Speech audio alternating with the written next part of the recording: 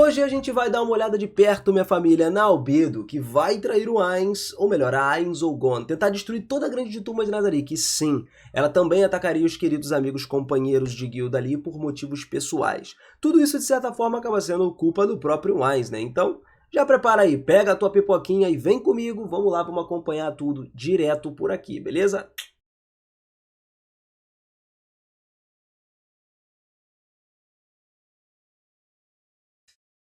Fala, seus otakus! Beleza? Eu sou o Bernardo e sejam muito bem-vindos a mais um videozão aqui no canal. E família, desculpa pela voz, eu tô meio resfriado, né, primeiramente. Mas vamos lá, né? Eu acho que isso não vai atrapalhar pro vídeo, não. Vamos começar falando aqui sobre os chamados Seres Supremos, os 41 jogadores que fundaram a Grande Tumba de Nazarick. Esses caras aí são geralmente recebidos com lealdade absoluta pelos NPCs que foram criados por eles mesmos. Esses NPCs, eles devem a sua existência aos jogadores. Eles normalmente vão até a própria morte por vontade dos seus criadores, tá? Eles inclusive até atacariam outros membros de guilda se assim fosse ordenado. E mesmo jogadores que não criaram diretamente os NPCs também estão envolvidos nisso. Por exemplo, já tivemos aí o que foi criado pelo Nishiken-Hai e não pelo Ainz. Ele se ofereceu para pagar com a própria vida pro Ainz e tudo mais, por um erro pequeno. E se a gente for mencionar o nome da Albedo e sugerir para as Pleiades que elas e o Ainz estavam num relacionamento e tudo mais, ou seja, mesmo sem ter sido criado pelo Ainz, esse NPC estava disposto a morrer por ele. Em outras palavras, os NPCs são, em geral, extremamente leais, entendeu? O Sebas, por exemplo, não hesitou em atacar a Tuari para provar a lealdade do Ainz. O Cocytus lá que parou ele. E ele também confirmou que aquele ataque teve o objetivo de honrar a vida da Tuari, algo que o próprio Sebas provavelmente não aprovaria.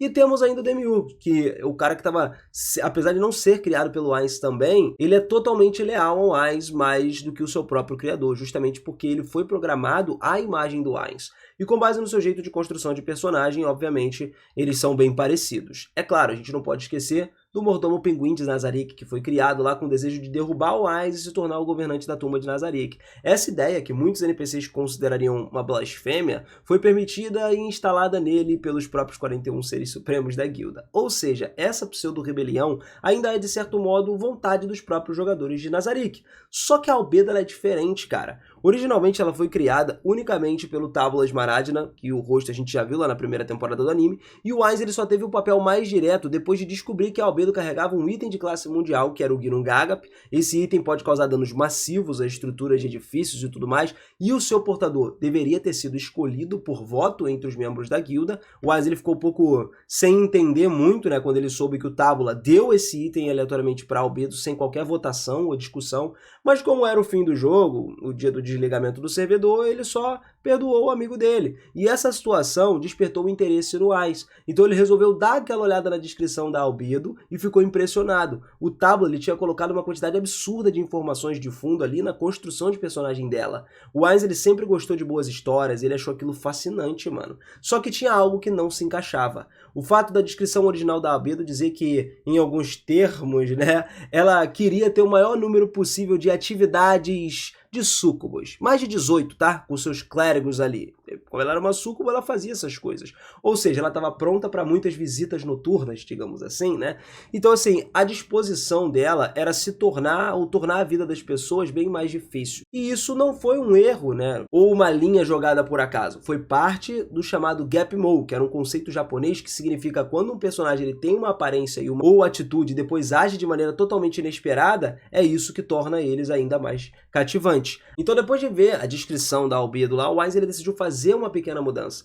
Uma espécie de pegadinha no final de Yggdrasil, como se ele dissesse, pô, já que tudo vai acabar mesmo, não tem por que eu não fazer isso. Então ele alterou a descrição da Albedo só um pouquinho, e isso foi o que desencadeou toda a obsessão dela pelo Ainz. Então naquele momento isso já não fazia mais diferença, pelo menos para ele, e foi como uma piada que ele escreveu lá que ela estava loucamente apaixonada pelo Momonga, que era o antigo apelido, o nome, né, do Ainz. E sim, enfatizou, loucamente apaixonada. Essa única linha de descrição já foi o que mudou completamente a personalidade da Albedo, criando um desenvolvimento de personagem totalmente diferente do que teria tido originalmente. Se a Albedo tivesse mantido sua configuração inicial, provavelmente ela teria passado mais tempo com os outros jogadores e companheiros normais, especialmente à noite. Talvez tivesse tido até relação mais próxima com a Shallter, ou simplesmente se permitido ser servida pelo mordomo ou outro NPC, enfim. Agora a Albedo ela só tinha olhos para o Momonga, que em breve mudaria o nome para Ainz ou Gon, que era o nome da guilda, né? Homenageando todos os seus amigos.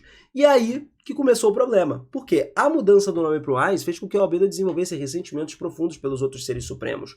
O nome que ela tanto amava, Momonga, não podia mais ser usado. Ela esperava no fundo que o Momonga voltasse, né? E durante a cena que a gente vê num beijo lá na 4ª temporada, ela até chamava ele brevemente de Momonga e tal. Em outras palavras, a Albedo ela não tá só apaixonada pelo Momonga, ela tá presa num nome que representa ele. Para ela, o sentimento real é o nome dele antigo, não o nome atual. O sentimento atual, o Ainz, carrega memórias de todos os outros da guilda que basicamente abandonaram ele. Então, ainda assim, ela respeita a decisão do Momonga de se renomear como Ainz. E assim, ela tem um quarto lá, né, que fica com alguns travesseiros do corpo do Ainz e também tem uma bandeira de Nazarick no canto. Eu acho que é o quarto do Ainz isso aí. Só que todos nós já vimos visualmente o que a Albedo realmente pensa sobre essa mudança. Eu já falei várias vezes isso aqui no canal, e isso é só o começo. Durante os eventos lá do volume 7, quando a gente tem uma equipe invadindo Nazarick, um deles tem a brilhante ideia de mentir pro Ainz e dizer que um dos seus amigos queria mandar lembranças pro Ainz. E nesse momento o Ainz perdeu totalmente a compostura.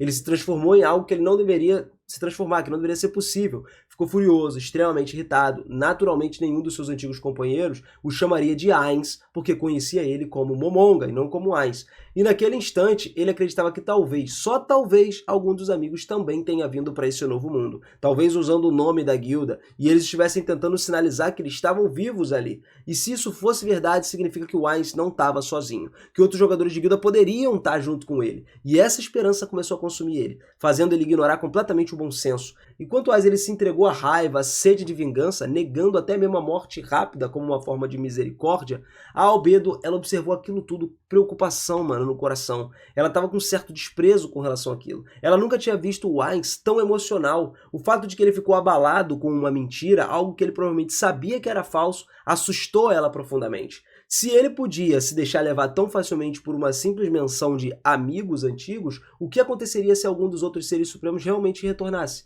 Será que o Ainz ele perceberia que ele foi enganado? Será que ele conseguiria identificar uma traição no meio disso? A Albedo ela concluiu que provavelmente não. Se algum deles traísse o Ainz não veria isso chegando. Ele não entenderia, ele não conseguiria prever, e por isso ela começou a ficar assustada. Ela ficou assustada por ele, assustada pelo que poderia acontecer com o Momonga, e é por isso que no final do volume 7 ela pede permissão para montar uma equipe de busca e resgate realmente poderosa, para ir atrás dos amigos do Ainz. Só que dessa vez, sem os suspeitos de sempre, ou seja, nada de mandar aventureiros distraídos, né, como Ark, que poderia ter deixado levar por livros, ou outros que facilmente ignorariam o perigo no meio da empolgação de reencontrar os jogadores.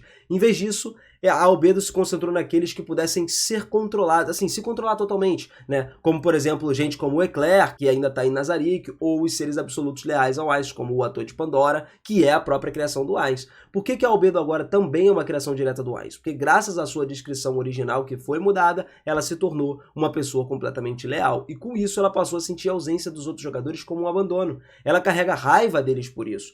Por outro lado, ela vê o Momonga como um ser benevolente, um ser do bem. Afinal de contas, ele foi o único que ficou. Então, não parece que a Albedo esteja realmente interessada em encontrar os outros seres supremos. Ela, na verdade, quer eliminar eles antes que eles consigam encontrar o Ainz. E talvez manipular eles, enganar eles, representando algum perigo para ele, entendeu? Como já vimos antes em outros vídeos, a Albedo ela testemunhou o quanto normalmente racional e emocional controlado o Overlord aí, né, o Ainz, pode facilmente ser abalado com uma simples mentira. E tudo isso era só pela promessa de uma saudação, que claramente era uma mentira inventada, né, no calor do momento ali, pela equipe toda para poder escapar da grande turma de Nazarick. E esse medo de traição dos conflitos internos também não é totalmente infundado, tá? A gente sabe que já tinham desentendimentos na organização predecessora da Ainz Ogon. Vocês lembram que eu já falei que antes de se tornar Ainz Ogon, a gente tinha um time principal que foi o fundador, a Nines Ogon, que são 9 personagens, o Ainz está no meio desses 9 que fundaram essa guilda. E teve um desentendimento grave, tinha um membro potencial da guilda que deixou o grupo depois desse desenvolvimento,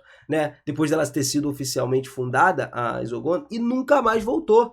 Então, conflitos internos também foram a razão pela qual essa organização teria desmoronado. Se o Momonga não tivesse se declarado o novo líder da guilda, depois dos seus amigos questionarem quem deveria ocupar essa posição, tudo poderia ter acabado. Tinha também um conflito latente entre o Touchme e o Hubert, entendeu? E durou, inclusive, até os dois deixarem a guilda, deixarem o jogo, mesmo que nunca tenham chegado ao ponto de alguém sair por causa de outro diretamente. A tensão entre eles era muito evidente. A guilda, no final, só se dissolveu, não exatamente por conflitos e tal, mas também não apesar desses conflitos. Entende o que eu tô querendo dizer? No Novo Mundo, a gente tem um exemplo claro de que pode acontecer quando vários jogadores da mesma guilda não compartilham da mesma visão ou não conseguem entrar num acordo específico. Depois de derrotarem os dragões que dominavam o mundo antes dos 8 reis da ganância, e os 8 reis ali, que eles passaram a controlar o continente, eles não trouxeram paz ou prosperidade. Não, em vez disso eles começaram a mergulhar no mundo numa devastadora guerra civil, sacou? Divergências, que no jogo eram só diferenças de opinião, se tornaram algo grande no mundo real, conflitos capazes de despedaçar a guilda inteira. Foi o que aconteceu com a Nine Zogon, que depois que reorganizou ali como a Nine Zogon, né, com o Ais como líder e tudo mais, fluiu melhor. E no Novo Mundo esses conflitos podem se intensificar, já que levaram jogadores antigos, né, os amigos do Ainz, a uma guerra interna catastrófica. E isso é exatamente o tipo de cenário que a Albedo quer evitar a qualquer custo, entendeu? Em outras palavras, a preocupação da Albedo é legítima. Ela enxerga, e nós também vimos isso várias vezes, que a única forma de proteger o Ainz pode ser eliminar todos os outros membros da guilda antes de conseguir alcançar o Ainz. Sejam até membros de dentro da guilda atualmente, porque a Albedo não hesitaria em eliminar qualquer um, ou pelo menos lutar contra qualquer um, que seja NPC, ou essa galera que não veio para esse mundo. E a terceira razão pela qual a Albedo poderia agir contra os outros seres supremos é mais simples ainda. O Ainz ele passa muito tempo preocupado com a guilda e com os compromissos de liderança. Tempo que poderia, teoricamente, estar passando com ela. A carga de trabalho dele, somada ao papel dela como guardiã, acaba impedindo os momentos privados deles dois. E talvez para ela isso seja algo que não pode durar para sempre. Todas essas motivações, proteções, ciúmes, o medo da traição no geral, poderiam levar a Albedo a querer eliminar os outros membros da guilda de Nazarick, ou até mesmo dar um passo além e tentar destruir toda a guilda, junto com todos os outros NPCs para poder ter o Momonga só para ela. E digo isso por um motivo. Numa batalha, por exemplo, o Ginnungagap ele foi apresentado como um item extremamente destrutivo. Contra estruturas, edifícios, apesar de causar pouco dano direto, ele se transforma numa arma que, se for usada corretamente, pode causar um dano absurdamente catastrófico à estrutura de Nazarick. E a Albedo, que tem acesso a praticamente todos os cômodos da tumba de Nazarick, poderia muito bem liberar o Ginnungagap num ponto fraco da estrutura e fazer com que toda a guilda entrasse em colapso nessa hora.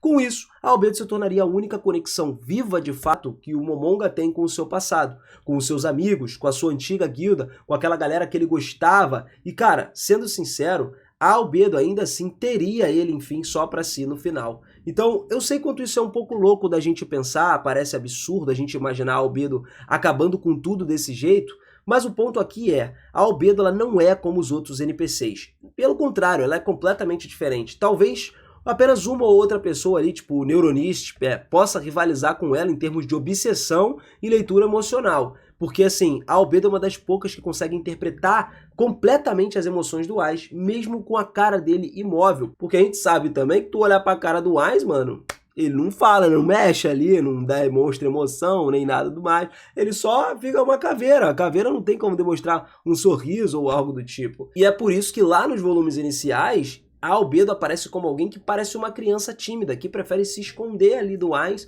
enquanto todos os outros veem ele como a autoridade absoluta, como o overlord da parada, entendeu? Em outras palavras, a Albedo enxerga e provavelmente entende os sentimentos do Ainz. Com isso, ela pode prever como ele se comportaria num determinado cenário, né? Pelo menos com a própria mente dela. Então ela já sabe o que vai rolar. Portanto, a Albedo, sim, representa a maior ameaça ao Rei Feiticeiro, a Grande Tumba de Nazarick, no final das contas, e como o Dirk Nives já apontou corretamente, o maior perigo para Nazarick vem de dentro. Uma frase que eu tenho dito bastante ultimamente é que você só pode tomar uma pernada, a pernada está uma perna de distância, tu só vai tomar uma pernada de quem está próximo de você. Então, ela estando dentro de Nazarick, ela tem uma perna de distância do Ainz, até menos do que isso. Então, ela consegue dar uma pernada nele se ela quiser, ou em qualquer outro NPC. E uma traição, uma intriga interna, uma divisão, tudo isso já poderia fazer com que o imenso poder de Nazarick se voltasse contra si mesmo, que levaria um lugar numa guerra civil, entendeu? Da mesma forma que os 8 reis da ganância acabaram se destruindo. Um começou a brigar com o outro e tudo mais, e foi todo mundo pros beleléu. A única questão que resta é, como que o Demiurgo, o ator de Pandora, eles reagiriam a esses planos da Albedo? Os dois são muito inteligentes, e são inteligentes o suficiente, inclusive, para poder enfrentar ela no nível estratégico, talvez até consigam acompanhar ela intelectualmente. Acredito que o Demiurgo seja até melhor do que ela. Talvez o ator de Pandora possa até se passar por um ser supremo, né? Ele poderia usar os feitiços de comunicação como uma mensagem para poder enganar ela, fingindo ser um antigo membro da guilda, e assim descobrir os planos dela no final das contas. Mas apesar de tudo, eu acho que ela ainda sentiria, né? Porque ela sentiu lá quando encontrou ele meio que transformado no Tábulas Maradna. Ela sabia que ele não era o Tábulas Maradna. Mas imagina que por pouco tempo ela encontra o Touch-Me, o Hubert ou algum outro antigo companheiro da guilda. Antes que a Albedo possa dar o golpe final, o Ainz chega. Meu irmão, isso aí ia trazer tipo, ele ia ficar muito chocado com o que estava acontecendo. E aí ele ia confrontar, exigir explicações da Albedo, e como a Albedo sempre relata tudo com sinceridade, ela falaria. Ela não veria um erro no que ela fez, apenas a coisa lógica, tá protegendo o Ainz. Ela queria trair ele, e os outros jogadores estavam tentando eliminar uns aos outros. Então assim, seria algo muito perigoso. No ponto de vista da Albedo, tudo que ela fazia era defender o seu amado de todos esses traidores. Então o Ainz poderia conjurar um feitiço representando o objetivo de toda a vida é a morte e dar um fim em tudo. Acabar até com a Albedo. Depois ele usaria o True Death, que é a morte verdadeira dele, para poder eliminar o ator de Pandora, disfarçado de Hubert no final. Nesse caso, a Albedo também cairia sem vida, entendeu? Ela perderia pro Ainz. Afinal de contas, o Ainz certamente perceberia que provavelmente o cara que estava transformado, igual eu falei para vocês, era o ator de Pandora, que é a própria criação dele e não o verdadeiro Hubert. Ele não poderia ser enganado por essa transformação. E quando a gente entende isso, ele também percebe que a Albedo estava por trás de todo aquele ataque. E isso levaria a eliminar ela do meio de tudo. Esse seria um final extremamente sombrio para Overlord, mas ainda assim coerente com o tom da série dos próprios livros. Seria um final trágico, melancólico, mas talvez um final adequado se a gente for para pensar. Mais uma vez, esse pode ser um dos possíveis finais ali que realmente enfrentados, mas claro, é só uma teoria, galera, que surgiu na internet, que eu tô comentando sobre com vocês aqui. E agora eu quero saber o que você acha. Comenta aí pra gente trocar mais ideias. Se você gosta de Overlord, você tem que estar inscrito nesse canal, então se inscreve, ativa o sininho para continuar recebendo as notificações. Vamos crescer ainda mais essa comunidade. Overlord ainda tem muita coisa para se mostrar pra gente, entendeu? Para falar, tem muitas teorias pra gente discutir e eu espero que você possa estar aqui comigo pra gente acompanhar tudo junto e discutir tudo junto, beleza? Tamo junto demais, família. Muito obrigado. Beijo no coração de vocês e aquele forte abraço e até a próxima. Valeu!